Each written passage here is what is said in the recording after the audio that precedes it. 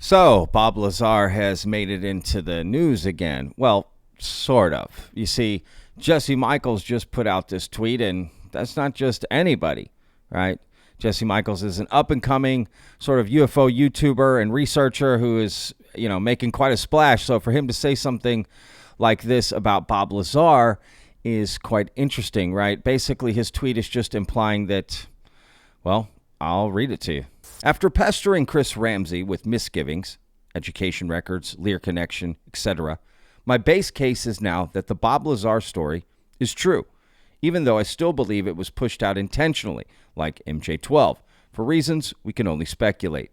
Excited for Project Gravatar and think we should give major props to George Knapp and Jeremy Corbell on an absurdly consequential story. Now, you may be saying, who is Chris Ramsey? Well, Chris Ramsey is this guy.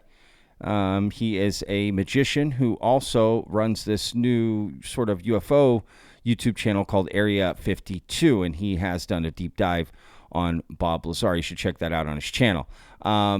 And yeah, it's kind of interesting that he's coming back into play, right? So in this video, I'm just going to play some different clips of Bob Lazar, kind of give a brief overview of both sides here.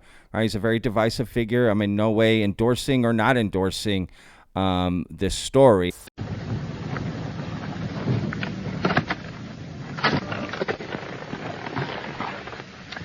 Hi, I'm Bob Lazar.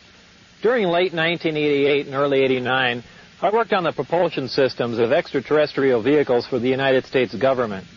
The hardware and technology I was exposed to should be placed in the proper hands of the scientific community, and it is the right of every person on Earth to know that there is physical evidence which proves that there is life elsewhere and that at least one form of that life has been here. For those of you whose information about me is limited to this video, I'll give you a brief background. And to be fair to the whole thing, I haven't really done a deep dive on all of it. So I can't just take somebody's word for him or against him, right? To be fair. So anyway, let's get to this first clip to just kind of give you an idea of who Bob Lazar is, right? Like, essentially, he first came out on November 10th, 1989, but at first, he was in all black, and they described him as, quote-unquote, Dennis. And then he came out as Bob Lazar, thanks to George Knapp.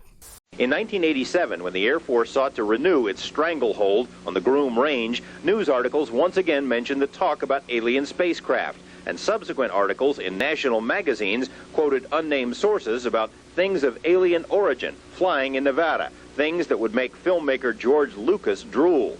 Despite the speculation, no one who knew Area 51 from the inside ever talked publicly about the saucer stories. Well, there's several, actually 9 flying saucers, flying discs, that are out there of extraterrestrial origin. The live interview with the shadowy Dennis drew international attention. Portions were broadcast by radio in 6 European countries and in a nationally televised TV special in Japan. Actually 9 flying saucers, flying discs. Despite numerous inquiries and feelers, Dennis has remained anonymous until now. His real name is Robert Lazar, a young scientist with eclectic interests. The choice of Dennis was an inside joke. He says that's the name of his superior at Groom Lake. It wasn't a joke to Dennis. He called right after and he said, "Do you have any idea what we're going to do to you now?" And I said, "Well, no." And he hung up the phone. Lazar's story is, by any standards, fantastic. He says he's telling it in order to protect himself. He says he was hired to work at an area called S4, which is a few miles south of Groom Lake. At S4, he says, are flying saucers, antimatter reactors, and other working examples of technology that is seemingly beyond human capability. Now, something interesting that Chris Ramsey posted just after Jesse made his tweet was this tweet and this clip that was also included. And I have to admit, it's kind of interesting. And if I ask you on camera, do you know Bob Lazar? Can you just say no? Edward Teller. I will sit silently. Edward Teller was the father of the hydrogen bomb. According to Bob, Teller recommended him for his position at EG&G, who was effectively the hiring contractor for S4. A simple no would have also been enough. And if I ask you on camera, do you know Bob Lazar, can you just say no? I will sit silently. Now, why didn't he just say no? Does that "I will sit silently" mean more than I don't know, right? But again, it is kind of interesting. Why not just say, "Oh God, this is crazy. Why are you bringing that up?" Right? I will sit silently. What? Maybe there's more to that. I don't know, but it is an interesting clip. Now, Jesse Michels also tweeted out something in support of Bob Lazar here, a clip with John Lear. And John Lear is quite also divisive, to say the least. And, you know, some people say he wasn't really of sound in mind when this next clip I'm about to show you was made. But I don't know. You decide for yourself. Jesse put out this tweet. John Lear saying he intentionally pushed out the Bob Lazar story because deep intelligence sources, Admiral Mike McClellan, told him to do so.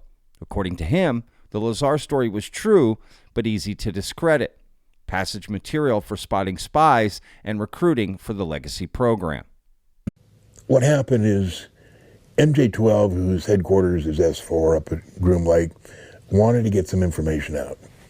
And the MJ personnel, the original 12, have all passed away. So they get different people into these positions of MJ 2, 3, 4, 5, 6, and taken over. It's degraded, so it's almost political now instead of like it was when Truman originally formed the MJ-12. It turns out that MJ-1, the head of MJ-12, is a guy named Admiral Mike McClellan. He wanted to get some of the information out because he didn't want to. He thought that some of this information should be out in the public. We don't need to keep all this secrecy. So he decided trying to figure out a way to get it to the public. So he knew that I was a blabbermouth and I would tell anything I knew.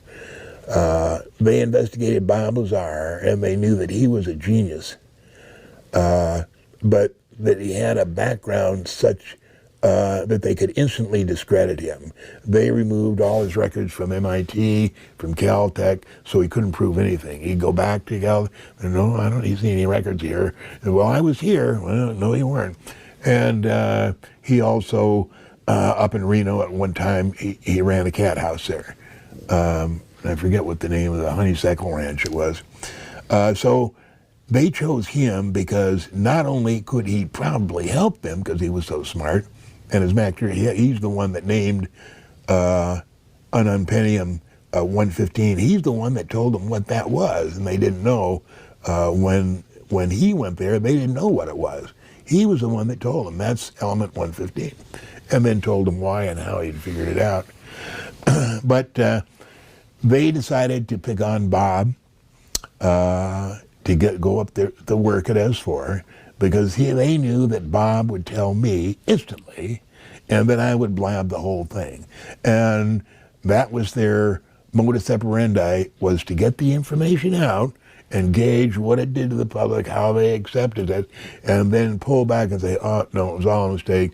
Bob Lazar is a fraud. He never worked here. He doesn't have any credentials like that. And they could back away and get out of it. So that was what Mike McClellan, Admiral Mike McClellan, came up with, and that's the way they played it. That's why I'm alive today, because Mike McClellan is keeping me alive. When he dies, I'm going to be gone. Then Jesse Michels decides to ask one person, and one person really, what their take is on this entire thing. He asks Dean Johnson, who is a famed UFO researcher, and this was their exchange on Twitter. Dean Johnson would love to hear your take. And Dean Johnson responds, Bob Lazar for decades has claimed possession of an alien isotope that defeats gravity and churns out power like the sun. This would be proof positive of alien technology. So let's have disclosure now. Lazar, Knapp, and Corbell should call a televised press conference and distribute slivers of the unearthly alien isotope to multiple independent labs. This Lazar claim, among others, is a gullibility test. You can live stream me eating a hardcover copy of Lazar's 2019 autobiography on the day that two independent labs validate the Lazar, Knapp, Corbell superpowered isotope claim. And then Dean included this video. The Defense Department folks are doing, and anti-gravity propulsion is something they want very badly. Bob said that the key to it was this element 115. He had a piece of it. I saw it. In fact, he had a little experiment they did with what's called a cloud chamber, where they had, it looked to me like light. They had a piece of this 115 in this chamber. They put some smoke in it, and it seemed, and then had a beam of light through it, and the light bent. Bob, at one point, when he thought he was going to die, had this piece of 115 in it was in a lead casing, in a disc-shaped casing, and he had it in front of a particle accelerator at his house, and he had the accelerator on, and all he had to do was flip a button. If this stuff was real, as he described it, flipping that button would hit it with, I don't know, it's protons, electrons, whatever it was, that would make it explode, an annihilation that would have left a great big hole in Las Vegas. And he had that piece. I saw the experiment. What happened to it, that's a story for another time. It's in a spot now where nobody could get to it, but it's still there. One of these days, maybe after Bob's gone, I'll go dig it up. Dean also included a tweet thread that goes over a lot of the different evidence that he says, works against Bob Lazar. So I'll include that link down below, and you can check it out for yourself. And one last thing, there's not many interviews with Dean Johnson online. In fact, I could only find one, and in it, he does talk about Bob Lazar on this local radio station from a couple of years ago.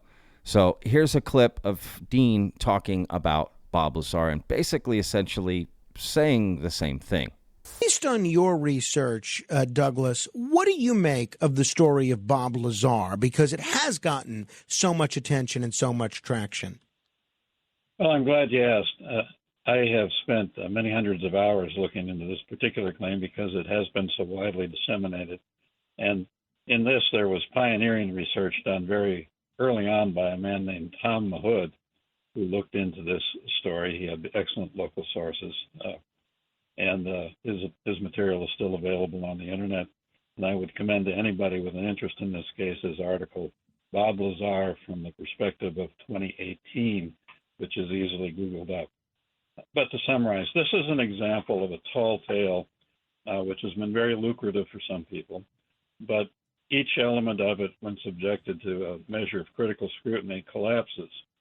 That Bob Lazar, in summary, claimed to have been hired as a senior scientist for this ultra-secret program that had, in 1989, and at least a decade earlier, by his story, 9 intact captive alien spacecraft, at least one of which they were flying around. And he claimed to have personally discovered the secret of propulsion of these craft, which was an alien isotope, a heavy isotope of the element 115, which had the power to defeat gravity and also churn out power like the sun, this isotope. He went to local broadcaster George Knapp and persuaded Knapp of this story.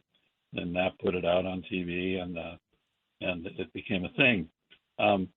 Now, the real story, which emerged under investigation, is that this was a recently bankrupt high school graduate. He did not have 2 master's degrees from MIT and Caltech, as he claimed. He had a high school degree. He had some measure of technical skill and had worked as a low-level technician at Los Alamos, and I think briefly on the Nellis base, but not in any high-security area. He had been involved in a number of dubious enterprises before going to Knapp with his story. And he made a lot of claims, including claims which were checkable, like his educational background, which turned out to be totally fictitious. He was not any kind of a scientist. He claimed to have a sample of this superpowered isotope that defeats gravity. That claim has been maintained now for 33 years.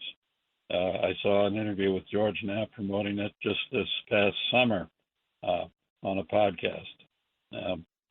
So here we have a guy who claims to have proof positive of alien technology and visitation, but the time has never been ripe to show it to anybody, never to have a televised press conference where he hands out slivers of it to 3 or 4 independent laboratories under the television lights, to absolutely prove alien visitation and also, of course, prove his story. No, the time is never right.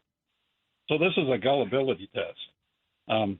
Why these people call out for disclosure from the government. They think the government has big secrets. Maybe the government does. But here's a guy who claims to have actual physical proof, a superpowered alien isotope, but he won't show it to you. That's a gullibility test. And yet millions of people have been presented with a very cleaned up version of this story. They don't know all the contradictions that have been polished off the story by George Knapp and others over the years. And so it's a thing and a very lucrative enterprise. This is an impedance to actual serious investigation of this phenomena. It's one of the things that's deterred government agencies and serious scientists. They don't want to get into this morass of urban myths and popular culture claims of this type. They don't want to be associated with it, and I can't blame them. So why would Bob Lazar, for instance, be sticking with this and pushing this if there are so many verifiable holes in his story? What does he have to gain from this? Fame, money? Well, early on, he made very strenuous. That's one of the things you hear from the Bob Lazar promoters. He's not profited from this. Right. That's one of the things that has been told to me by some of the Bob Lazar promoters. This is nonsense. Okay, there's documented records. I've published it and others. In the early days, he made strenuous efforts. He had a bidding war for the movie rights to his story, which was won by New Line Pictures in 1991, I think. This is all spread on the record. Anybody can look it up, but it's not part of the Knapp Corbell narrative. It's not in their so-called documentary. That's a polished version. And after he'd ridden this for a while, and I mean, there was more. He had his own UFO radio show for a while. He licensed a model of the scout craft with Tester. There was a lot of monetary stuff, but after he'd sort of milked it for a while, he went on to the next thing, which was running an illegal brothel in Las Vegas. I mean, there are legal brothels in Nevada, but this wasn't one. He set this up and cut holes in the wall to shoot pictures and so forth, and he was caught, arrested, and convicted of a felony. This was like a year after the Knapp revelation. And there's a whole story on that, which is fully documented. And there's much more. He's had a number of run-ins with the law since then. We don't have time to go into all of that. So this is not the story people have been presented with. Right? No, certainly not.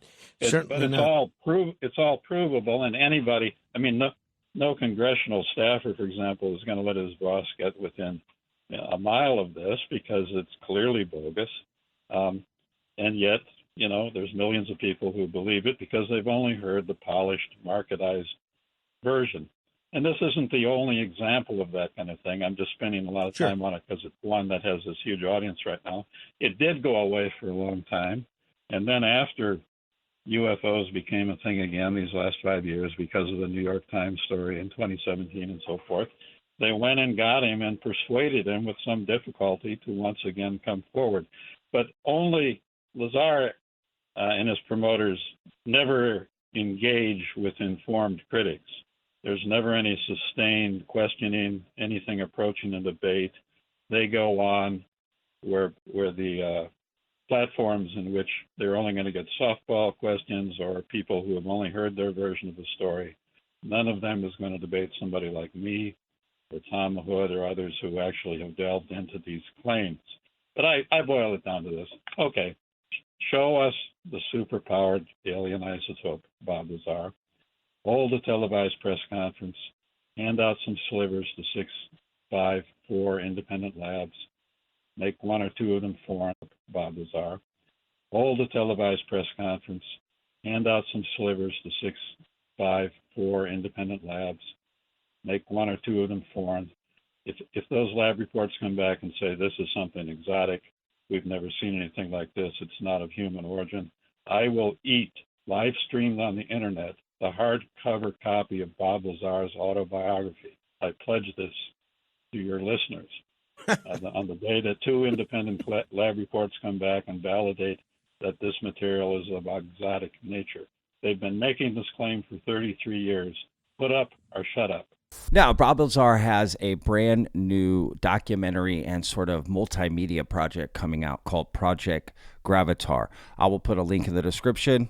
Go check it out. All right, y'all. I hope you guys enjoyed today's video. I do have one minor correction to make from yesterday's video. Vetted got vetted. In yesterday's video, I had claimed that David Grush never formally admitted to being read into a program, and one News Nation clip that I showed kind of showed him saying that essentially. Now, the point of my video and everything still stands, but I should have addressed that a little differently and properly, whatever. So I kind of feel like I did mess up there. So anyway, my apologies there. Made a mistake, I think, there. So anyway, there's that. So just thought I'd own up to that, if you will. Anyway, all right, guys. I hope you guys enjoyed today's video about Bob Lazar. Make up your own mind. Do the digging. Investigate. And see what you can find. Don't just take somebody's word that their story is true or isn't true. Do some digging. Look into it. All right, y'all. We'll see you guys on tomorrow's video. I will be live streaming the UAP hearing coming up in a few hours. So if you want to check that out, it is on the main channel. We'll see you tomorrow. Remember, every day's a gift, y'all. Peace. I live inside my own world of make-believe. Kids screaming in their cradles, profanities. I see the world through ice covered in ink and bleach. Cross out the ones who heard my cries and watched me weep.